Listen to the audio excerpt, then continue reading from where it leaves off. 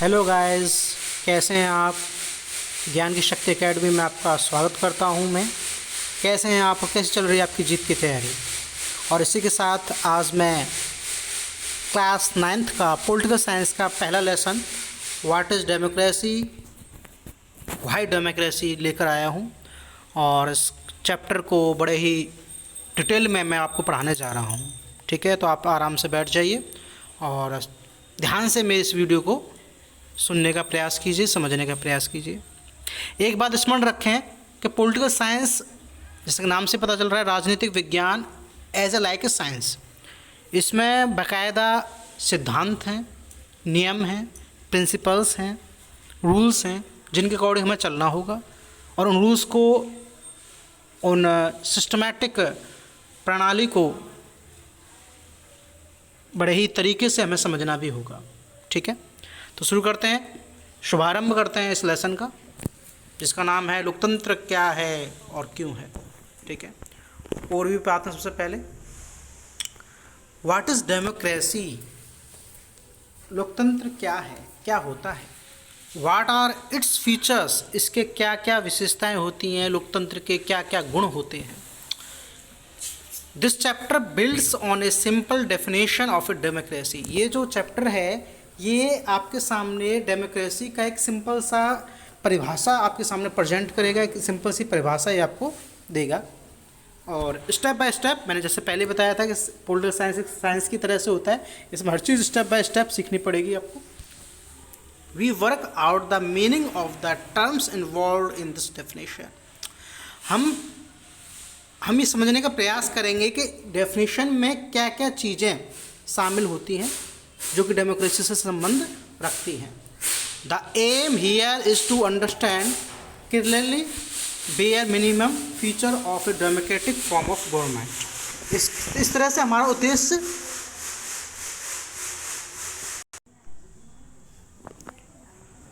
After going through this chapter we should be able to distinguish a democratic form of a government form और non democratic government. इस lesson को पढ़ने के बाद हमें ये पता चल जाएगा कि क्या अंतर होता है एक लोकतांत्रिक देश में, एक लोकतांत्रिक सरकार में, और एक गैर लोकतांत्रिक सरकार में क्या अंतर होता है। ठीक है, इसी के साथ हम लेसन शुरू करते हैं आज का। What is democracy 1.1 topic, what is democracy, लोकतंत्र क्या है, लोकतंत्र क्या होता है। You have already read about different forms of government on the basis of your understanding of democracy so far. Mentioning a few examples, write down some common features of democratic governments and non-democratic governments. तुम पहले ही पढ़ चुके हो, आपने शायद पिछली classes में पढ़ लिया होगा। गवर्नमेंट के जो टाइप्स हैं उनके बारे में आप पढ़ चुके होंगे। फिर भी दोबारा से रिवाइज करने के लिए आपको बता दिया जाता है कि गवर्नमेंट दो प्रकार की होती है, डेमोक्रेटिक गवर्नमेंट और नॉन डेमोक्रेटिक गवर्नमेंट्स। लोकतांत्रिक सरकार है और गैर लोकतांत्रिक सरकार है। वाई डिफाइन डेमोक्रेसी, डेमोक्रेसी को हम किस तरह से डिफाइन कर सकते हैं, तो समझें। Before we proceed further let us first take note of an objection by Mary. She does not like this way of defining democracy and wants to ask some basic questions. Her teacher Matilda Lingdo responds to her questions as other classmates join the discussion. Democracy को define करने से पहले हम थोड़ा सा एक object लेकर चलते हैं कि किस तरह से एक लड़की जिसका नाम मैरी है वो अपने कुछ क्वेश्चंस अराइज करती है अपनी टीचर मैटिल्डा के सामने। तो मैरी जो है क्वेश्चन पूछती है, ma'am I don't like this idea, first we spend time discussing democracy and then we want to find out the meaning of democracy. मेरी कहती है अपनी टीचर से, मैम मुझे ये आइडिया बिल्कुल पसंद नहीं है, हम पहले अपना समय डिस्कस करते हैं डेमोक्रेसी के ऊपर और फिर उसकी डेमोक्रेसी के बारे में जानने का प्रयास करते हैं। I mean logically should not we have approached it the other way round, should not the meaning have come first and then the example. मेरे विचार से हमें पहले इसके मीनिंग को समझ लेना चाहिए और उसके बाद इसके एग्जाम्पल देने चाहिए। डेमोक्रेसी के बारे में मैरी ने अपने विचार अपनी मैडम के सामने रखे, अपनी टीचर के सामने रखे। और जो उसकी टीचर हैं वो कहती हैं, मैडम कहती हैं, I can see your point, मैं तुम्हारे इस पॉइंट को समझ सकती हूँ, but that is a not how we reason in everyday life, परंतु but that is not how we reason in everyday life, लेकिन ये हमारे प्रतिदिन का जो जीवन है उससे संबंध रखने वाली प्रक्रिया है। We use words like pen, rain और लव, हम जिस तरह से कलम, बारिश और प्रेम इन शब्दों को यूज़ करते हैं, do we wait to have a definition of this words before we use them, क्या हम भी इन्हें यूज़ करने से पहले इनकी डेफिनेशन क्रिएट करते हैं, क्या डेफिनेशन बनाने का इंतज़ार करते हैं। Come to think of it, do we have clear definition of these words, it is only by using a word that we understand its meaning, क्या we have clear definition of this word, क्या हमारे पास इन सभी की एक स्पष्ट शब्दों में परिभाषा है। it is only we by using a word that we understand its meaning, और इन वर्ड्स का यूज़ करने से पहले क्या हम इनके मीनिंग को समझते हैं। मैरी कहती है, but then why do we need definition at all, Mary यहाँ पे कहती है कि हमें इन शब्दों की डेफिनेशन की आवश्यकता क्यों पड़ती है। मैडम कहती हैं, we need a definition only when we come across a difficulty in the use of word, we need a definition of rain only when we wish to distinguish it from said drizzle और cloudburst, the same is true for democracy, we need a clear definition only because people use it for different purpose, because very different kind of governments call themselves democracy।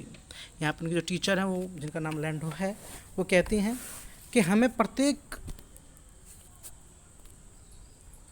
Definition की आवश्यकता पड़ती है जब हम उस शब्द को समझने में हमें डिफ़िकल्टी महसूस होती है, तब है हमें उस शब्द को समझने के लिए उस शब्द की परिभाषा की आवश्यकता पड़ती है, डेफिनेशन की आवश्यकता पड़ती है।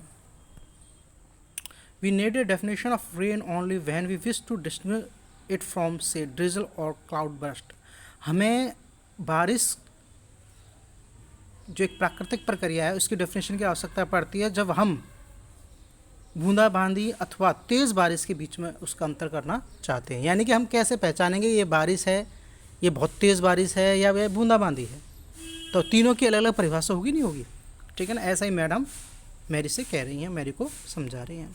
We need a clear definition only because people use it for different purpose, हमें एक निश्चित परिभाषा की आवश्यकता पड़ती है क्योंकि व्यक्तियों को उसके उद्देश्य और उसके कार्यों की प्रतिक्रिया को समझने के लिए, सरकार के तत्वों को समझने के लिए डेमोक्रेसी को बनाना पड़ता है, इसलिए डेमोक्रेसी की डेफिनेशन को जानना भी पहले आवश्यक हो जाता है। रायबैंक कह रहे हैं, but why do we need to work on a definition, लेकिन हमें क्यों आवश्यकता पड़ती है डेफिनेशन के ऊपर काम करने की। The other day you quoted Abraham Lincoln to us, democracy is government of the people, by the people and for the people. We in Meghalaya always ruled ourselves, that is accepted by everyone, why do we need to change that। यहाँ पर रेवेंग अपने विचार प्रस्तुत करते हुए कहता है कि हमें अपने ही काम को करने के लिए डेफिनेशन की आवश्यकता क्यों पड़ती है, जबकि अब्राहम लिंकन ने कहा है, अब्राहम लिंकन ने एक वक्तव्य कहा है कि डेमोक्रेसी वह सरकार है जो लोगों के द्वारा, लोगों के लिए और लोगों की भलाई के लिए चुनी जाती है, लोगों के द्वारा। We in Meghalaya always ruled ourselves, हम सभी हमेशा ही अपने रूल्स में बंधे रहते हैं। That is expected by everyone, और हम उम्मीद करते हैं प्रत्येक के द्वारा। Why do we need to change that, कि हमें इसे चेंज करने की आवश्यकता क्यों पड़ती है। मैडम कहती हैं, I am not saying we need to change it, मैं ये नहीं कह रही कि हमें इसे चेंज करने की आवश्यकता है। I to find this definition very use beautiful, मैं तो इस बात को मान के चलती हूँ कि जो परिभाषा है बड़ी सुंदर है, बड़ी अच्छी है। But we do not know if this is the best way of defining unless we think about it ourselves, लेकिन हम ये नहीं जानते कि किस तरह से हम किसी भी विशेष समस्या को समाधान देते समय उसका अच्छे से अच्छा डेफिनेशन किस प्रकार से क्रिएट कर सकते हैं। We must not accept something just because it is a famous. हम किसी भी चीज़ को केवल तभी स्वीकार नहीं कर सकते जब वह फेमस होती है। Just because everyone accept it's, हम इसे केवल तभी स्वीकार करते हैं जब हर कोई इसको स्वीकार करने के लिए तैयार होता है। योलेंडा कह रही हैं, ma'am can I suggest something, ma'am क्या मैं आपको सजेस्ट कर सकती हूँ। We don't need to look for any definition, हमें किसी डेफिनेशन की आवश्यकता नहीं है। I read somewhere that the word democracy comes from a Greek word demokratia. In Greek demos means people and kratia means rules, so democracy is ruled by the people, this is a correct meaning, where is the need to debate। यहाँ पे योलंडा जो हैं एक अलग student हैं और उन्होंने अपना बड़ा ही अच्छा विद्वता का परिचय देते हुए उन्होंने कहा है कि मैडम मैं आपको सजेस्ट करना चाहती हूँ और हमें किसी भी तरह की इसकी डेफिनेशन की आवश्यकता नहीं, डेमोक्रेसी की डेफिनेशन की हमें आवश्यकता नहीं है। आई रीड समवेयर, मैंने कहीं पे पढ़ा था कि ये जो डेमोक्रेसी वर्ड है ये ग्रीक भाषा के डेमोक्रेटिया शब्द से आया है और ग्रीक में डेमोस का मतलब होता है व्यक्ति और क्रेटिया का अर्थ होता है शासन करना। ठीक है, इस तरह से हम कह सकते हैं democracy is a rule by the people. इस तरह से हम कह सकते हैं डेमोक्रेसी क्या है, डेमोक्रेसी व्यक्तियों के द्वारा किए गए शासन को डेमोक्रेसी कहा जाता है। This is the correct meaning, ये एक सही उदाहरण है, एक सही अर्थ है ये। Where is the need to debate, यहाँ पे अब डिबेट करने की आवश्यकता कहाँ है। मैडम कहती हैं that is also a very helpful way of thinking about this matter. आपने जो विचार व्यक्त किए हैं, आपने जो बात कही है वो वास्तव में ही हेल्पफुल है हमारे लिए। I would just say that this does not always work, a word does not remain tied to its origin. Just think of computers. Originally they were used for computing, that is to say calculating very difficult mathematical sums. These were very powerful calculators, but nowadays very few people use computers for computing sums. They use it for writing, for designing, for listening to music and for watching films. Words remain the same, but their meaning can change with time. In that case it is not very useful to look at the origin of a word। यहाँ पे madam ने अपने आप को, अपने सिद्धांतों को, principal को स्पष्ट करने के लिए ये स्टेटमेंट दिया है। उन्होंने कहा है कि ये आपकी कही हुई बात हमारी हेल्पफुल हो सकती है, परंतु a word does not remain tied to its origin, लेकिन हम किसी भी शब्द को उसकी उत्पत्ति के साथ नहीं बांध सकते हैं। Just think of A computers, आप कंप्यूटर्स को लेकर चलिए। जब इसकी उत्पत्ति हुई थी तो इसकी उत्पत्ति किसके लिए की गई थी, कैलकुलेशन करने के लिए की गई थी। जितनी भी डिफ़िकल्ट मैथमेटिकली जो प्रॉब्लम्स होती हैं उन्हें सॉल्व करने के लिए कैलकुलेटर की उत्पत्ति की गई थी, कंप्यूटर की उत्पत्ति की गई थी, कंप्यूटर का आविष्कार किया गया था। किसके लिए किया गया था, जितनी भी गणितीय जो समस्याएं होती हैं, गुणा जोड़ घटा भाग, और इनके अलावा और जो टफ जो गणितीय संख्यात्मक समस्याएं होती हैं उन्हें सॉल्व करने के लिए कंप्यूटर का आविष्कार किया गया था, ऐसा मैडम कह रही हैं। लेकिन आज देखिए, आज जो सिचुएशन चल रही है उसमें लोग कंप्यूटर का यूज़ कहाँ कर रहे हैं, लिखने में यूज़ कर रहे हैं, डिज़ाइन बनाने में यूज़ कर रहे हैं, गाने सुनने में, फिल्म देखने में इसका यूज़ कर रहे हैं। तो अब आप ही बताइए कि जब इसकी उत्पत्ति हुई थी शब्द की, कंप्यूटर की जब उत्पत्ति हुई थी, कंप्यूटर का जब आविष्कार किया गया था, उसमें और आज की स्थिति में कितना अंतर आ गया।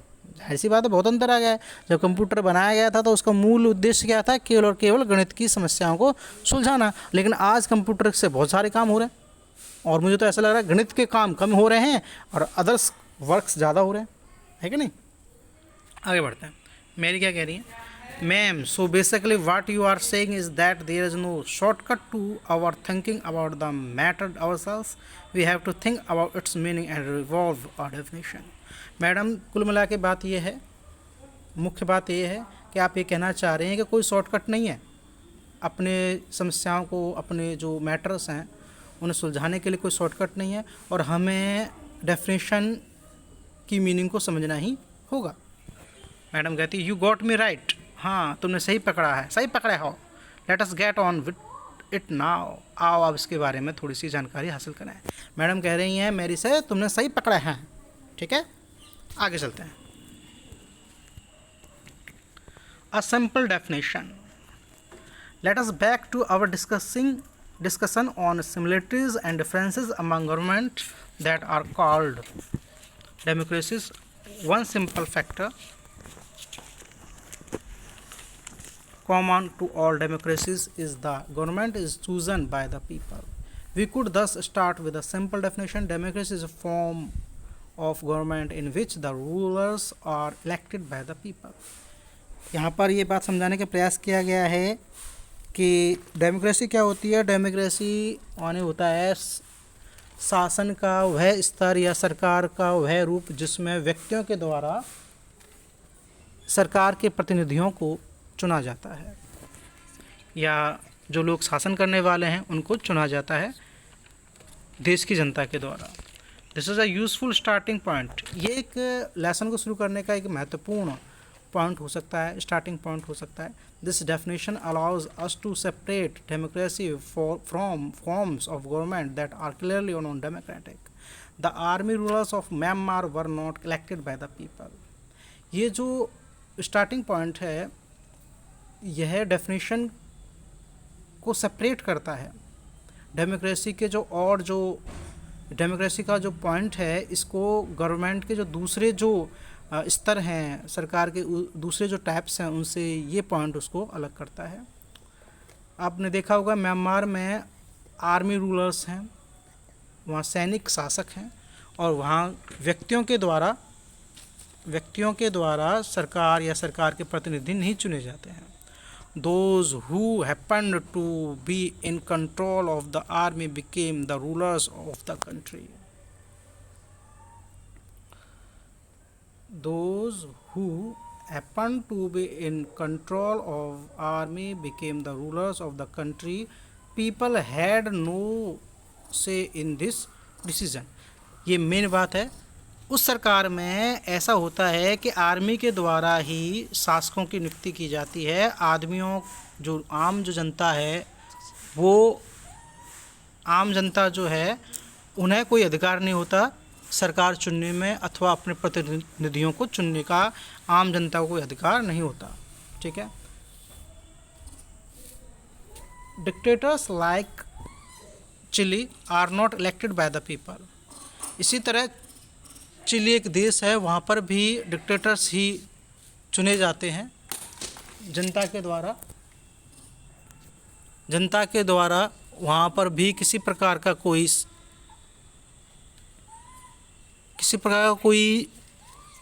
शासन में कोई हिस्सेदारी नहीं होती है।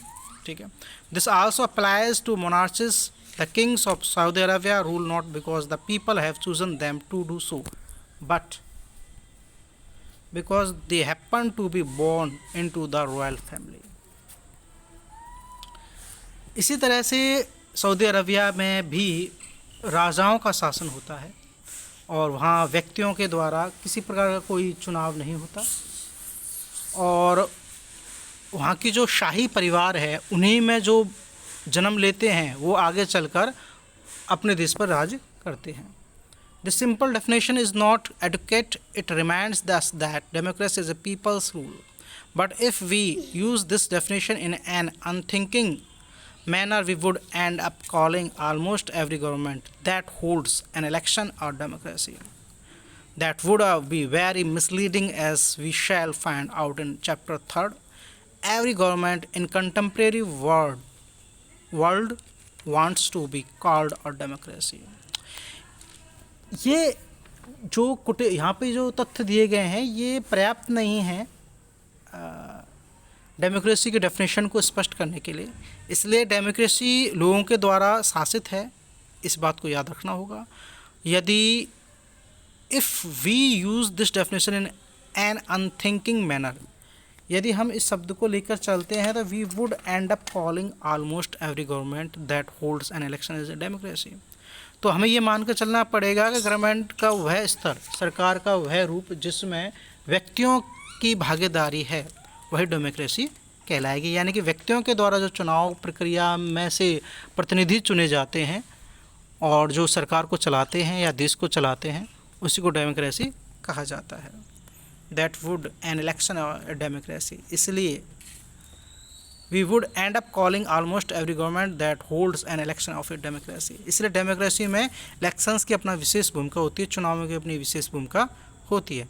That would be very misleading as we shall find out in chapter 3। इसके बारे में हम चैप्टर 3 में बात करेंगे। Every government in contemporary world wants to be called democracy, even if it is not so. That is why we need to carefully distinguish between a government that is a democracy and one that pretends to be one.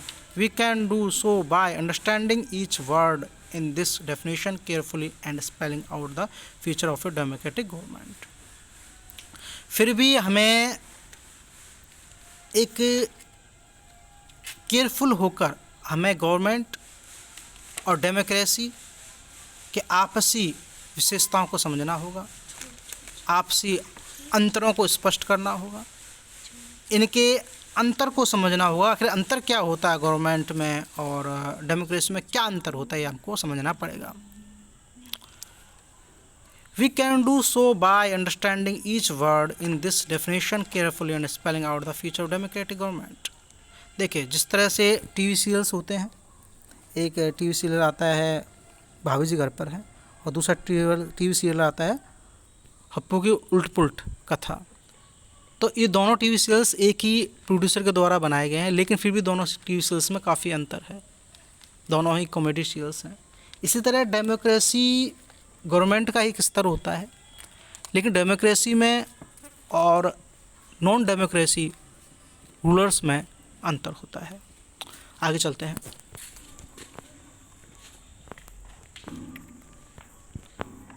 Features of democracy 1.2.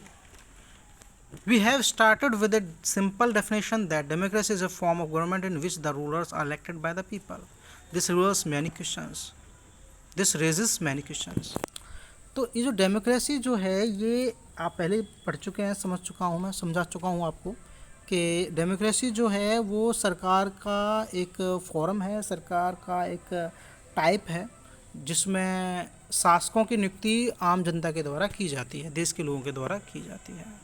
इनमें जो questions arise होकर सामने आते हैं वो इस प्रकार हैं। Number 1, who are the rulers in this definition, which officials must be elected for any government to be called of democracy, which decisions may be taken by non elected officials in a democracy. आखिर शासक कौन हैं? Definition में किन को शासक माना गया है? ये जो परिभाषा दी गई है इनमें शासक किसको माना गया है, और क्या ये नौकरशाही लोग हैं अथवा कोई और है? ठीक है। और किस तरह से which decisions may be taken by non elected officers in a democracy, और किस तरह से हम इन्हें बिना चुनाव के द्वारा निर्धारित कर सकते हैं। दूसरा क्वेश्चन है, what kind of election constitutes a democratic elections, what conditions must be fulfilled for an elections to be considered democratic. और जो इलेक्शंस हैं, डेमोक्रेटिक जो इलेक्शंस हैं जिन्हें हम बोलते हैं संवैधानिक लोकतांत्रिक जो चुनाव हैं, उन्हें कैसे, किन शर्तों पे उन्हें पूर्ण कराया जाएगा जिनसे एक अच्छी डेमोक्रेटिक सरकार प्राप्त हो सके।